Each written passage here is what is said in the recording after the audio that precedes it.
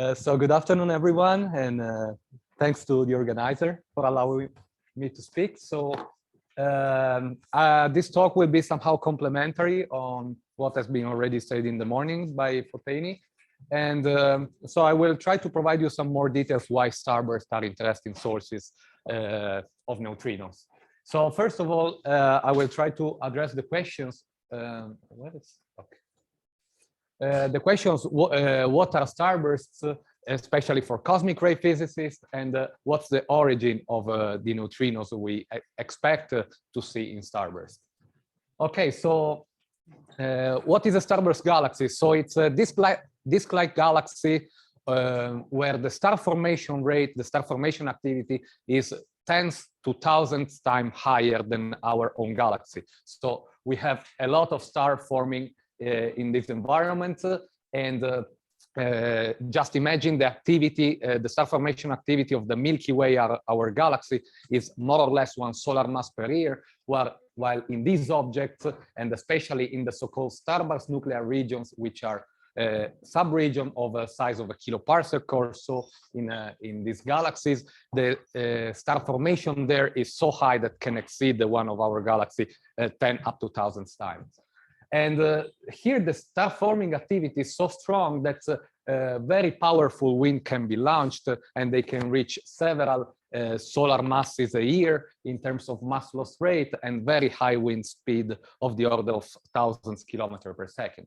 So notice also another peculiarity of these objects: they are extremely dusty. You can see a lot of dust, and this is a typical feature of star forming environment in the sense that the gas is the seed of the star formation, but for us that we are studying high energy particle, the gas is actually a target for the high energy cosmic ray that will interact. Okay, so then I already did the spoiler, but what's the origin of neutrinos in this environment? So first of all, we have a large activity in the starburst nuclear region, namely the kiloparsec-sized core of these galaxies. And here we have a lot of young stars and supernova exploding. But what matters to me is that supernovae, independent whether they are core collapse or supernova 1A, they develop shock. And at the shock, particles, high energy particles can be picked from the interstellar medium plasma, and they can scatter around these shock waves. And in this so-called diffusive shock acceleration, they can gain energy.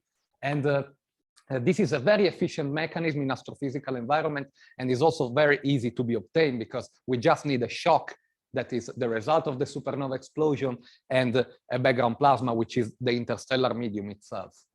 Okay, so particles through diffusive shock acceleration are accelerated to non-thermal spectra and especially power law. And how this is taking place? So practically we have the thermal Maxwellian of the interstellar medium plasma, and what diffusive shock acceleration does is picking up the particles in the high energy tail of this thermal Maxwellian, and it accelerates them in a power law spectrum. So this is why we talk in astronomy about thermal and non-thermal spectra.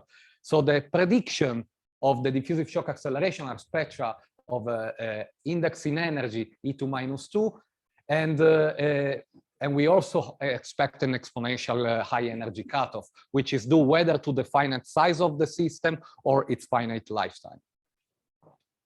Okay, so particles can eventually escape from their acceleration region, and what they find is the surrounding, namely the starburst interstellar medium, which is full of clouds. And here the magic happens, namely the accelerated protons will interact with the proton of the gas through collisions, and what will end up with is the production of neutral and charged pions. So this is the so-called PP interaction channel that will give us gamma rays and secondary electrons and positrons and neutrinos. So here you can already guess what's the multi-messenger interest in this kind of sources, since we have a lot of accelerated particle, a lot of targets, and gamma rays, neutrinos, and secondary leptons.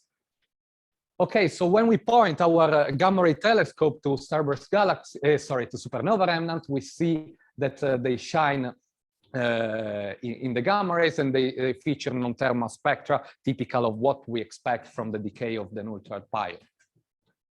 Okay, so why then starbursts are interesting? So we have a lot of, as I said, a lot of star formation rate, which in turn leads to a high number of young stars and supernovae. And these stars and supernovae develop shocks where particles can be accelerated.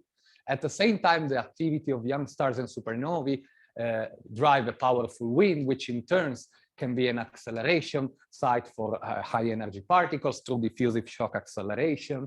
And finally, connected to the high star formation rate typical of this environment, we have high target density and strong galactic fields such as radiation fields and magnetic fields and turbulence.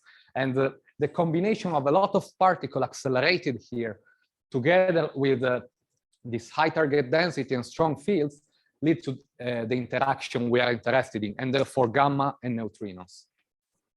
Okay, so which kind of neutrino we do expect? So from this PP channel, we expect high energy neutrinos above 100 MeV, having power law energy distribution, and with the maximum energy that is model dependent, namely depends on the maximum energy that the accelerators inside the starburst region can reach. Okay, so we do observe currently a couple of starbursts in the gamma rays. Here is a collection of Fermi-Lat observations, and as you can see, we observe more or less 7 to 10 star-forming galaxies and starbursts in the GV range, and the most nearby below 4 megaparsec. We also observe them in the TV range. Notice that the most distant one is ARC 220, which is 77 megaparsec. Namely, we just observe the most nearby objects because they are relatively faint. Okay, we also have hints that starbursts are producing neutrino. There is this source, NGC1068, which is actually a weird galaxy because it's a starburst also characterized by the coexistence of an active galactic region. And it's still not understood whether the emission is coming, the neutrino evidence for a flux is coming from the starburst itself or the AGN, but still there is a lot of interest in this source recently, since the last International Cosmic Ray Conference. Okay, so another reason to study starburst galaxies is the star formation history of the universe. Here I'm showing the star formation rate density, namely the solar masses formed per unit of comoving volume of the universe as a function of the redshift. And as you can see, moving from local redshift to redshift 1 to 2, the star formation rate increases about an order of magnitude. And this makes starburst galaxies extremely interesting as a collective emission that will come to the Earth as a diffuse flux. And indeed here, we can see the multi-messenger vision of the universe, where here we have the energy flux shown, and here is the cosmic ray spectrum featuring the Ni and the ENCO. And here you can see the diffuse fluxes observed by Fermi-Lat gamma rays and ice-cube neutrinos. I guess Foteni already discussed about them. But what is interesting is to ask ourselves and to explore which could be the starburst contribution to these fluxes that we have. Finally, there's also another open question whether starbursts could possibly contribute to the cosmic ray spectrum in this energy range. So far we believe that cosmic ray below the Ni are of galactic origin, those above the ENCO are of extragalactic origin, but we currently don't really know what's the origin of all the cosmic rays in between the Ni and the ENCO. So we believe there is a transition from galactic to extragalactic, but we don't know exactly how is this taking place. So the question is, could starbursts contribute to this transition? Okay, so finally, our motivation to study starbursts are the following. So we have several acceleration sites. We have a high target density, therefore we expect a scenario in which we give rise to neutrino fluxes through the PP channel. And we have a lot of starbursts in the universe because of the star formation rate history.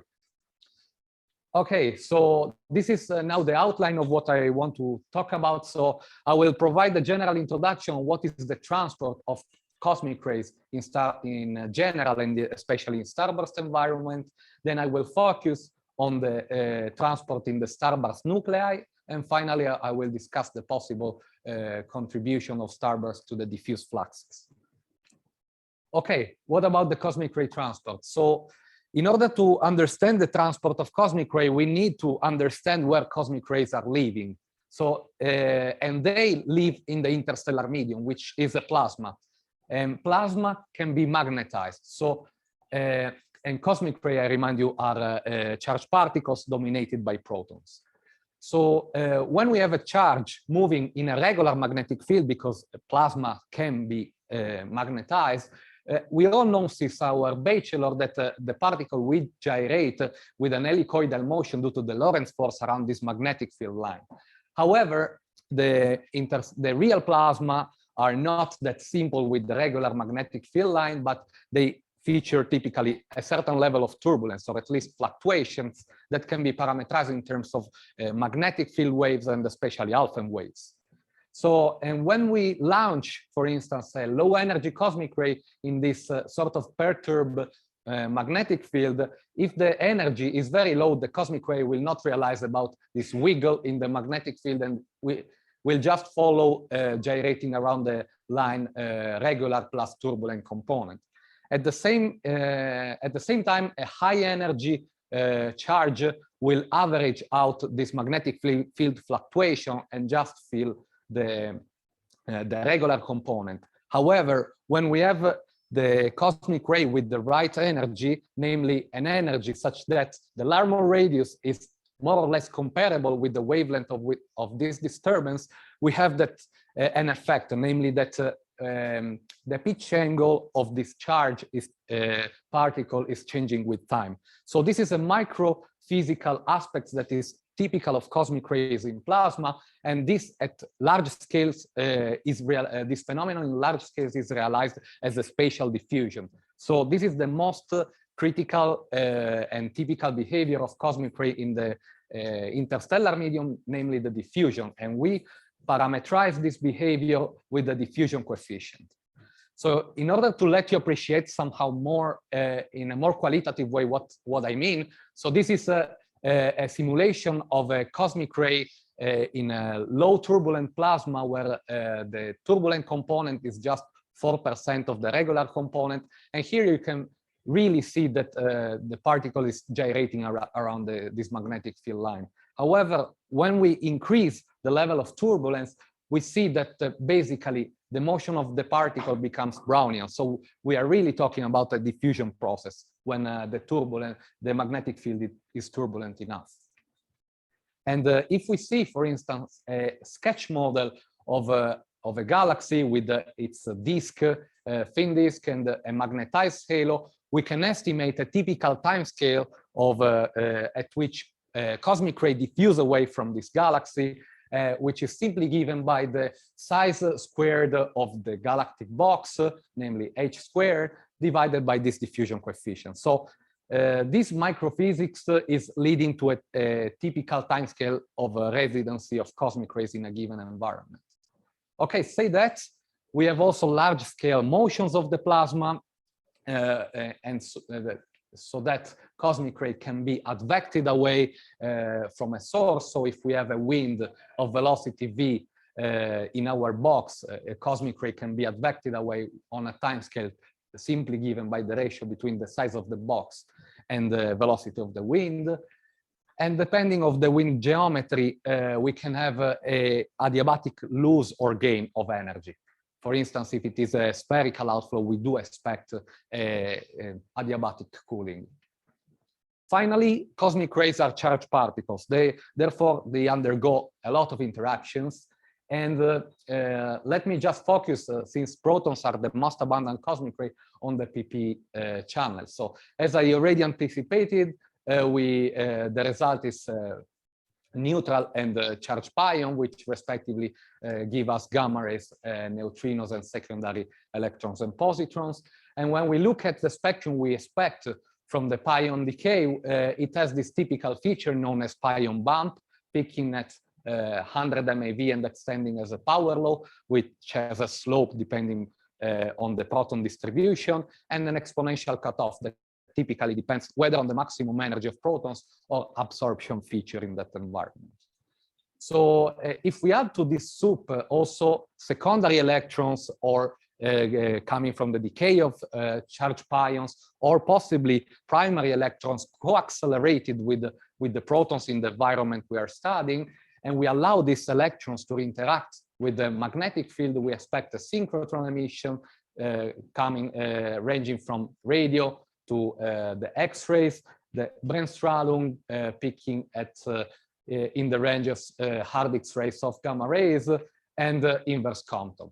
So, and here when we look at the high energy spectrum, you can immediately tell that understanding the nature of whatever source in the gamma rays is not trivial, because we are often left with the question whether the source is hadronic or leptonic. So this is why studying neutrinos is crucial, because they will be the smoking gun of an hadronic source. Okay, so we know more or less the microphysics and the interactions that are characterizing cosmic rays in a given environment, and therefore we can associate a typical time scale to each of these energy losses. And we will need this time scale to study how cosmic rays behave in our box or in our environment. And the equation describing the behavior of cosmic rays is the transport equation. So we take a box, we have our bunch of particles with their own velocity, and we study this box with the tool of the statistical physics, namely the phase space density, namely the number of particles per unit volume, per unit momentum or energy. And the transport equation simply describes the evolution of this density of cosmic ray in energy, which is regulated by the injection, namely acceleration, energy losses that can be catastrophic or adiabatic, and escape mechanisms that are diffusion, as I said, and advection. So the equation, when we write it in full glory, it appears like this. So it's a second order partial differential equation that it's quite complicated. We don't want to study. So the best way to study it at the first order is to make some assumption. For instance, typically the timescale characterizing astrophysical environment are way longer of the charged particle ones. So typically we can perform a stationary assumption for several sources.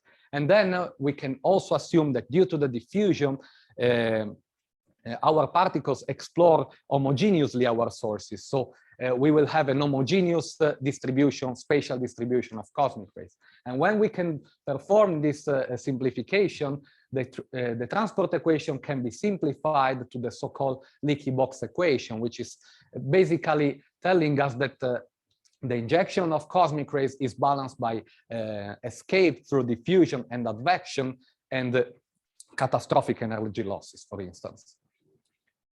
Okay, so after this general introduction, we understood basically that the transport is regulated by injection and by escape and loss mechanism, namely escape and sink. So what about the transport in starburst nuclei? So again, I remind you that the starburst nuclear region is the compact region where most of the star formation activity is taking place, of more or less 1 kiloparsec inside.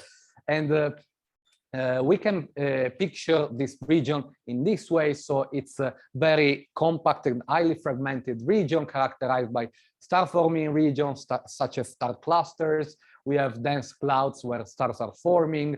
We have acceleration sites, namely shocks of supernovae, for instance, and the hot and pressurized interstellar medium embedding all these players. So cosmic rays can be here accelerated and diffused away, being advected in the outflow or possibly interact. So now how are the typical timescales of all these processes? So here I'm showing the timescale on top for electrons and on the bottom for protons as a function of the energy. And here the information I want to deliver is quite simple. So the black lines are the energy loss timescales, while the green lines are the advection timescale, and this blue and red are two diffusion model. But here the key information, for instance, let's focus on electrons, is that the black line is below the others. So this means that the time scale for energy losses is the dominant one. And therefore, starbursts are electron calorimeters, namely all electrons accelerated or injected in this environment die before being able to escape. And this is already a very interesting feature. For what concerns protons, we see that we don't have a relevant diffusion escape, but we have a competition between the energy loss through PP interaction and the advection. So this makes the question whether starbursts are cosmic calorimeters for protons somehow hard to be answered. But the important thing is that both of these mechanisms are relatively energy independent. So when we study the transport equation, at least for protons, we do not have a relevant diffusion. We will have just the loss term and the advection term, but since both are energy independent, what we expect is to see that phase-space density will preserve somehow the energy slope of the accelerated particles. There is a question. Okay. What values do you, is this specific for one starburst? Absolutely, galaxy? yes. So for our, no, this is for an M82-like galaxy. Okay. So with ARP, first of all, it's hard to constrain the wind in ARP, and then I would say that. So here I shown the parameters, the order of magnitude of the parameters typical of this environment. So here the wind is actually 500 kilometers per second. Magnetic field is 100 microgauss. A source like ARP has much more extreme, both radiation field, 10 to the 4 electron volt per cubic centimeter, higher gas density moving from 100 to 1000 particle per cubic centimeter. So you expect the time scale for losses to be the dominant one in ARP, at least in the starburst nuclear region. But not in most of the starbursts. In most, actually, we don't know, okay. Because also the you have a sort of a spatial dependency also of the wind. So you need this is a good approximation for a leaky box, but if you want to resolve all the galaxy, then you will need a spatial transport. Thank you. You're welcome.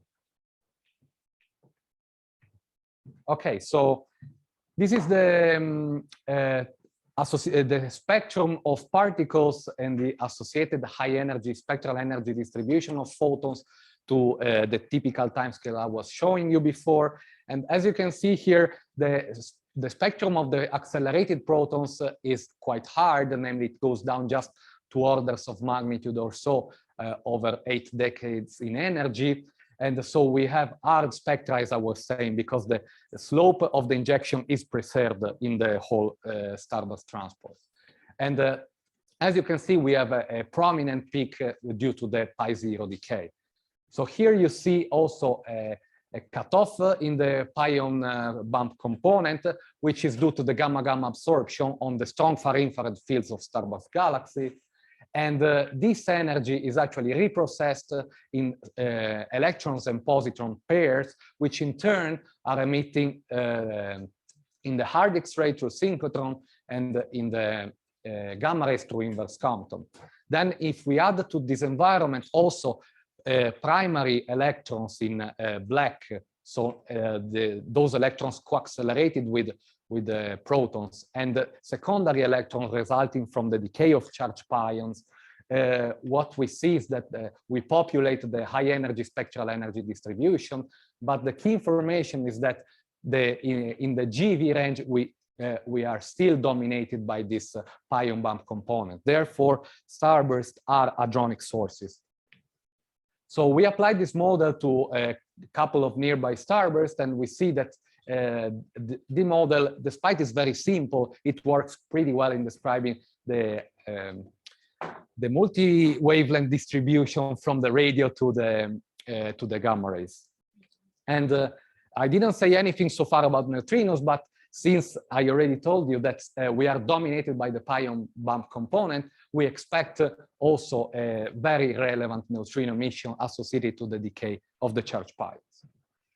So knowing that, we can quickly go to the diffuse emission of starburst. So we need a way to count starburst through the universe, and we do so with the star formation rate function, namely far-infrared observations are giving us an estimate of the number of galaxies, a number density of galaxies as a function of the star formation rate. And the knowledge of this function at every redshift is then populating here the star formation rate density. And we also need a criterion to count starburst galaxies, and we did so by calling starburst somehow those galaxies that were having the lost time scale through PP interaction smaller than the typical escape time scale.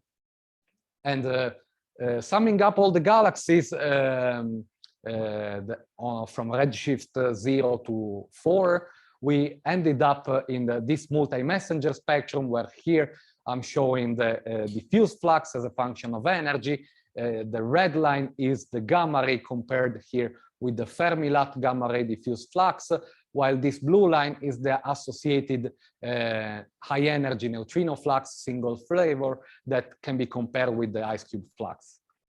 So the first thing that we noticed is that we are not fit in the Fermi diffuse flux, and this is an observational requirement because we have also other sources outside our galaxy, namely other star-forming galaxies and AGN that are expected to contaminate this flux at a certain level. So we have observational constraints that force us not to saturate this gamma ray flux. And the associated neutrino flux, on the other hand, especially in the range above 100 TeV, is our model prediction on starburst is showing the same order of magnitude of the diffuse neutrino flux observed by IceCube. So this leads to my take-home messages. So starburst galaxies can approach calorimetric conditions, namely all particles accelerated, both protons and electrons in certain conditions could be actually confined, and therefore we do expect a lot of gamma rays and neutrinos coming from the starburst nuclear region. And finally, starburst nuclei summed up through the whole redshift could give us a relevant contribution both to the gamma rays and neutrino flux that we currently observe. So this is all. Thank you.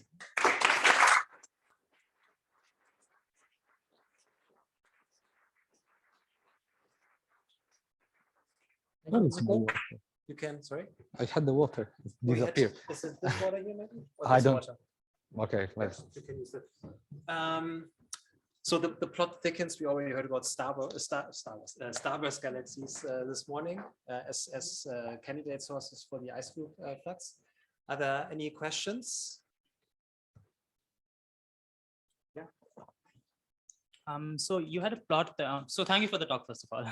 You had a plot for the photon and charged particle. What was it? The P4 F of P plot with the momentum. Yeah. Yeah. This So can you go one slide forward? I think if we can have the entire plot.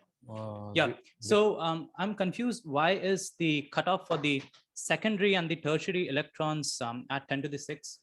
Wouldn't you expect the cutoff for tertiary a little lower than the secondary electrons? Well, first of all, this is actually not a cutoff, but they are still going as power law. So, so. Oh, all right. Okay. Oh, I see. 6 now. Okay. Was this the question? Yeah, sorry. Yeah. Sorry. No. Okay. They are keeping as power law because the maximum energy of protons here is 100 PV. So what you can guess with an order of magnitude estimate, more or less, is that the highest energy secondary will be accelerated up to more or less 5% of this 10 to the 8. So actually, I would expect the high energy cutoff of the secondary component here. So here, you cannot see from this plot because it has a lot of orders of magnitude in this scale, but I would expect this line to extend here up to more or less 5, 10, 10 to the 6, and here having the cutoff. While for what concerns primary, primaries are showing this cutoff because at supernova remnant site there is magnetic field amplification and they will lose energy. So we do not expect energy higher than 10 TeV at the for the primaries due to an the conditions at the accelerator. Okay, thank you. Yeah, maybe one quick question in the interest of time. Okay, I was wondering, are there, now you've done this modeling and you can nicely fit the diffuse neutrino flux, but do you expect any point source signal from any of the nearby starbursts, or are they individually too faint? This question I would ask it to Marcus. No, yeah, I'm joking. So right now the single flavor neutrino flux, this is M822, so far the one that is featuring the hardest spectrum so far, is at the level of at least at 100 TeV of some units. I would say it's kind of 5 × 10 to the -11 GeV square centimeter per second. So I'm not extremely sure that this can is in the energy range of IceCube for a detection happening soon. So M822 is a very high amplification. So this could be a problem for maybe NGC253. I mean, it's kind of similar in. So when we did this study, we saw that we were a factor 5 to an order of magnitude below the IceCube sensitivity. So Gen 2. yeah, maybe IceCube Gen 2 will do it. Hope so. Okay, thank you. So let's thank Enrico.